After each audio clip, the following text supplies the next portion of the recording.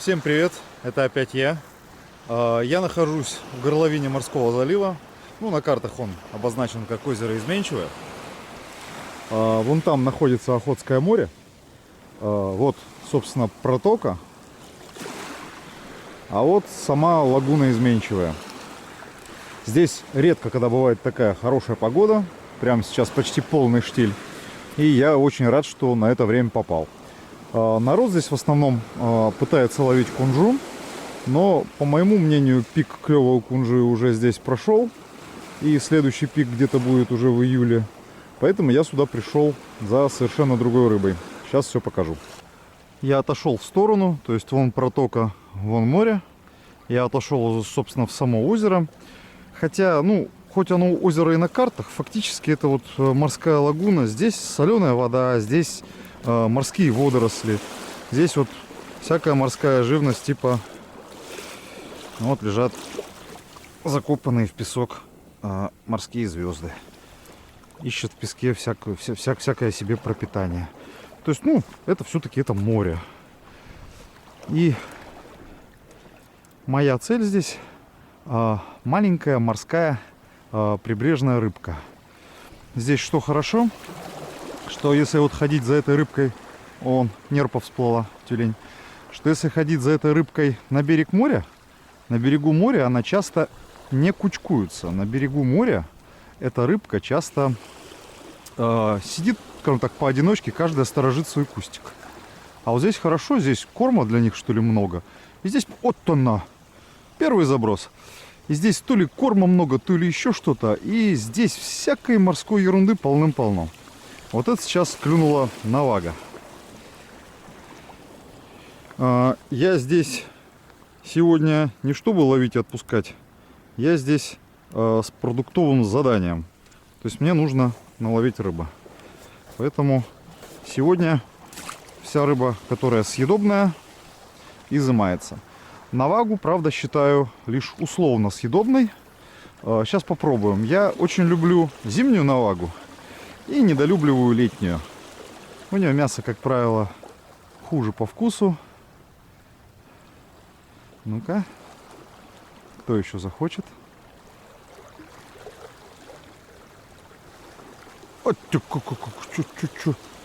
Главное, клюнул это без поклевки. Ну, как сопротивляется. По сопротивлению очень похоже на терпуга. Ой, видите, терпуг плывет пойманный и мальков там разгоняет. Ну, скорее всего, это мальки, это те, кого он и жрет. Это и есть пятнистый терпуг. Собственно, я планировал вот сегодня основной рыбой именно вот его. Это пятнистый терпуг. Видите, он такой, хоть и не особенно крупный, но такой очень плотно сбитый, жирненький. У него очень мощный рот, маленькие такие зубы, поэтому если вот брать его ловить на резину, он на резину очень хорошо клюет, то он вам эту резинку изжует махом. Поэтому я предпочитаю терпуга. Перенесу-ка я кант поближе. Я предпочитаю терпуга ловить на воблера.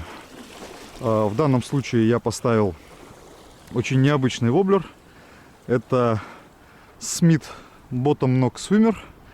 Вот такая вот маленькая бочечка-бочоночек, который стучит носом об дно. То есть в воде позиционируется почти вертикально. И тройник у него торчит вверху. То есть он не цепляется за дно. И этот терпуг, естественно, первым делом укусит все-таки за тройник.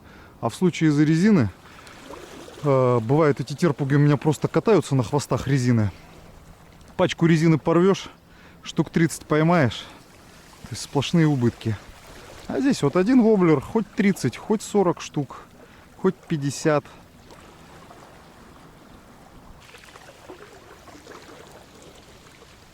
Отлив все еще продолжается, поэтому вода с озера... О, хорошо так.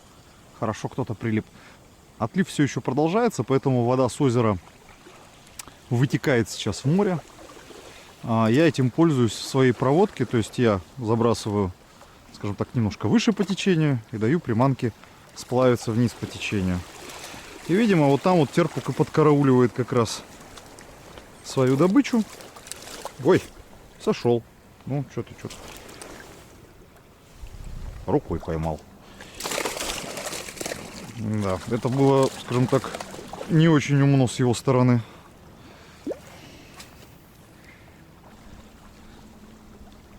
Я считаю изменчивое своим домашним водоемом. Мне вот до устья изменчивого ехать... Ох ты, какой! Мне до устья ехать немногим меньше часа, порядка 50 минут от дома. Поэтому езжу я сюда реально часто. Ух ты, какая крупная наважища. Езжу я сюда реально часто. Вот это дальневосточная навага. Она же вахня. Ой. Вот опять, что такое? Она вроде сошла, но сил уплыть не имела. Это мой домашний водоем. Зимой я тут ловлю со льда корешку. Летом я тут ловлю кунжу. И вот всякую вот такую вот мелочь. Осенью здесь даже киту можно постараться половить. И вот сейчас вот приехать в штиль, поковырять окушков.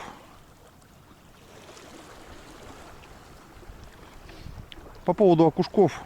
У нас эти окушки большей частью населения острова считаются такой мусорной рыбой, даром ни на что не годной.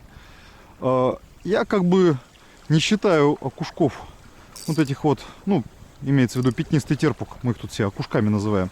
Я не считаю пятнистого терпуга королем вкуса, ну какой-то прям супер рыбой. Вот опять пятнистый терпуг. Я его не считаю какой-то супер рыбой, но вот так вот съездить, в удовольствие половить, особенно когда есть еще и от родственников продуктовое задание. Продуктовое задание — это когда мне родственники говорят, что пора бы тебе немножечко от какой-то конкретной рыбы привезти. И я еду и привожу. А если еще это вот все вот так вот в удовольствие, штиль, море, запахи большой воды, эти вот запахи свежести, пахнет морской капустой, и рыба клюет. Чего еще хотеть-то?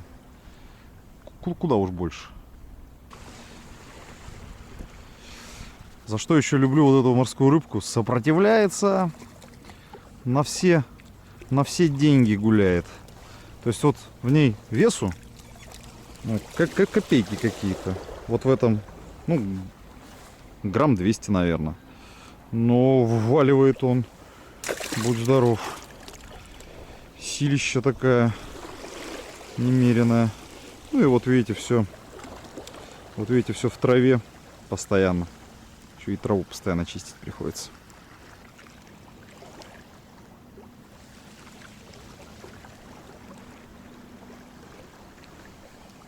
Ну, кто-то съел тихо, но сильный. Без поклевки просто всосал. Но дерется. Дерется как надо. Так, кто? Пятнистый терпук вроде, да, он. Ну и размер, пожалуй, сегодня самый большой за сегодняшний день. Ну, может и не самый, конечно. Хотя вроде крупненький такой.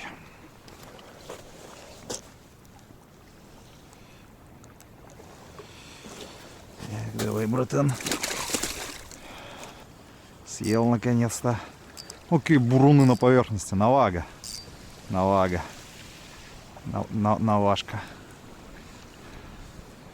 А нет, не навашка. Красноперка. Она же угай.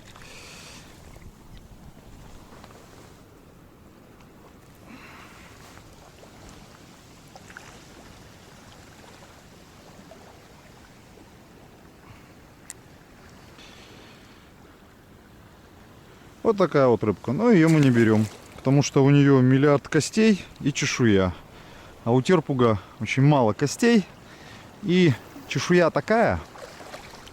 Мне часто в моих видео, прям иногда даже таких до конфликтных ситуаций доходит, когда меня люди прям начинают обвинять, что я у большинства рыб не чищу чешую.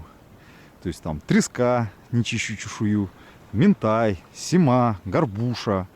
Вот у терпуга тоже не чищу чешую, хотя у них она есть.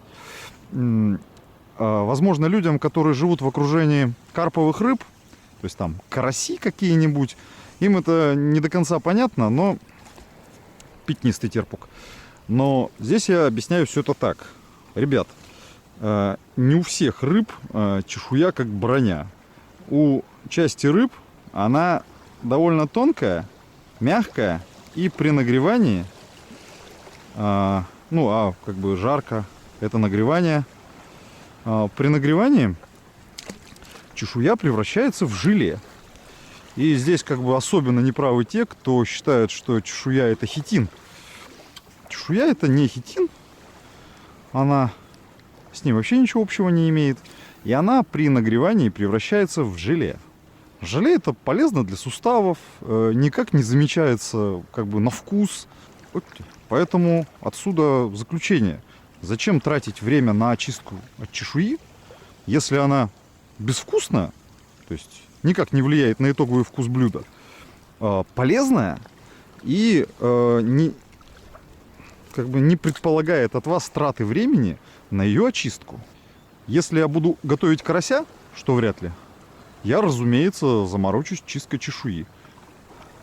Прошло буквально полчаса, и вода уже пошла с моря в озеро. То есть до этого слева направо текла, сейчас справа налево. Смена воды, если говорить, допустим, о кунже, дело хорошее, и кунжа может в этот момент активизироваться, то наша вот рыба терпужня как клевала, так и клюет. Вот она. То есть для этой рыбалки что прилив, что отлив, в принципе, все едино. Так, кто там наваженька? Это, пожалуй, последняя наваженька. Много ее брать мне не нужно.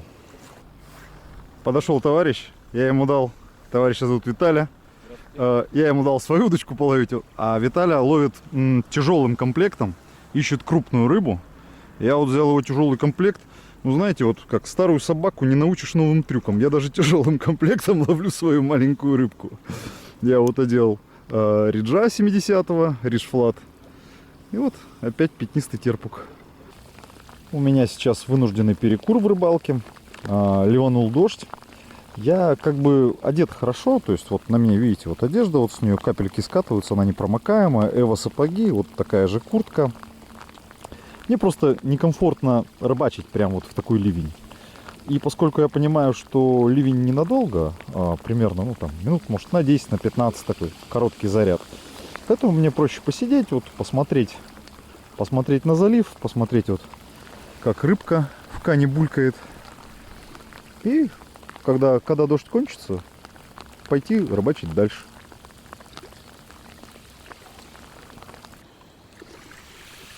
Ну и не только пятнистым терпугом единым. Вот сейчас перед вами бурый терпуг. Хотя, честно говоря, тут есть еще и японский терпуг. И вот они с бурым терпугом более-менее похожи, я их путаю. Вот, ну, по-моему, все-таки это бурый терпуг. Вот этот маленький, я его, разумеется, отпускаю. Я просто к тому, какое тут присутствует разнообразие. Ну и коротко о снастях. Ловил на удочку Maximus Gravity X. Палка специально под микроджиг. Вон видно, у нее на кончике обмотка из оранжевой нити. Это позволяет визуально отслеживать поклевки лучше. Катушка Blackside Circon 1000, старичок мой. Шнур здесь Gyosen Roots 0.8. Приманка, герой дня, это Smith Bottom Knox Swimmer. Вот видите, как у него отбит, так сказать, нос. На носу облупилась краска. Дело в том, что он встает, падая на дно, встает солдатиком. То есть жопка плавает, а мордочка на дне лежит. Таким образом, он очень редко цепляется и позволяет рыбе бить ему четко туда, где находится тройник. То есть нос в песок, а вот тройник как раз на поверхность. Если честно, в какой-то момент я думал, что уже говорящих рук не будет, и что до дома я доеду без рыбы.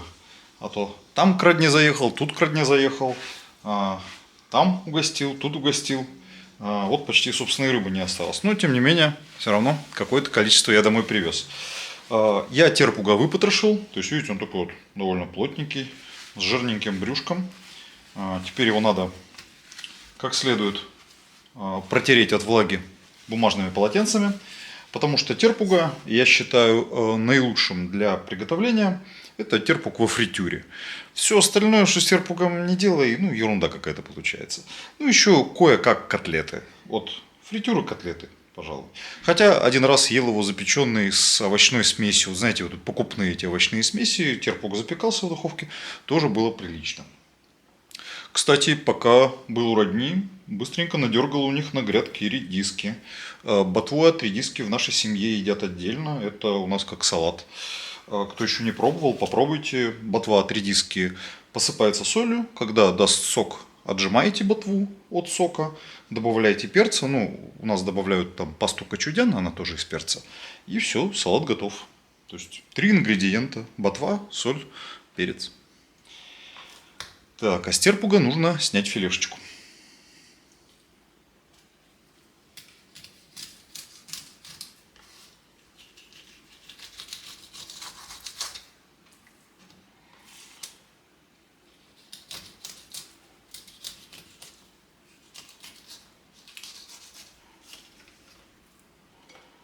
Красотища. Теперь снять реберные кости,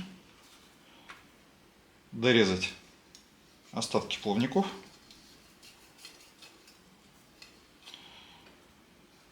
У терпуга плавник, поскольку во всю спину, то есть срезается много.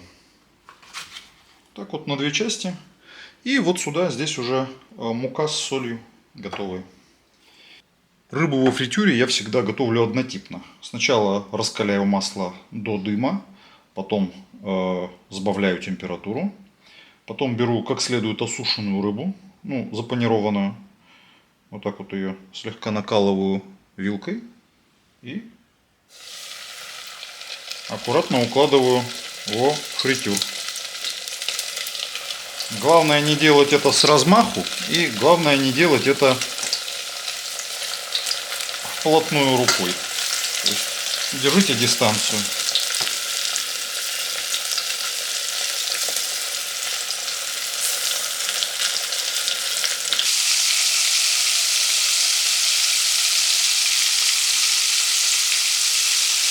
Настало время попробовать. Пока остывал, перестал быть прям сильно хрустящим. Так, слегка похрустывает. По вкусу приятное белое мясо.